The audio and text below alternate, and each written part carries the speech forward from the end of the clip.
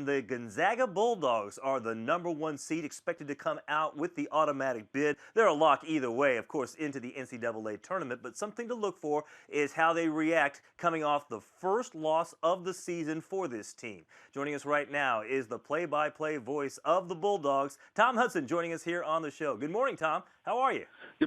Michael, I'm doing great. Good morning. Great to be with you today. Yeah, absolutely. Thank you so much. All right, so let's just start off with the team coming off its first loss. How is everybody there handling this situation?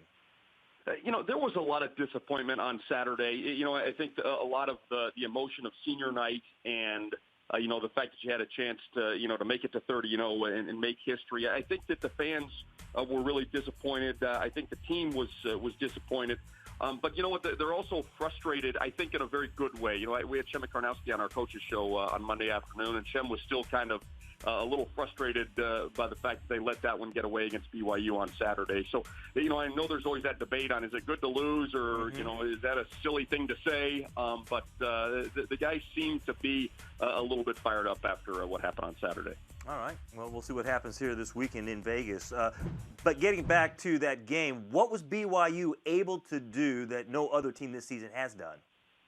Well, what BYU does is sometimes they give us some problems because, Eric Mika is obviously a really good player in the post. He had a huge game against us.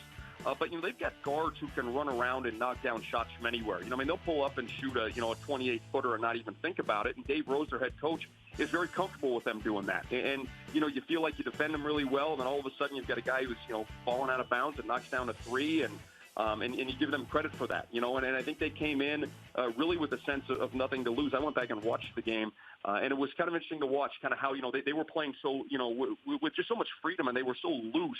And you kind of saw our guys as the game got tight. We made some mistakes that we haven't made all year, had a few problems that we really haven't run into. But BYU's got a great team. It's funny because I think people lose sight of the fact, I saw all this stuff. Hey, they're a 99% favorite to win, and they're 20-point favorites and all that other stuff.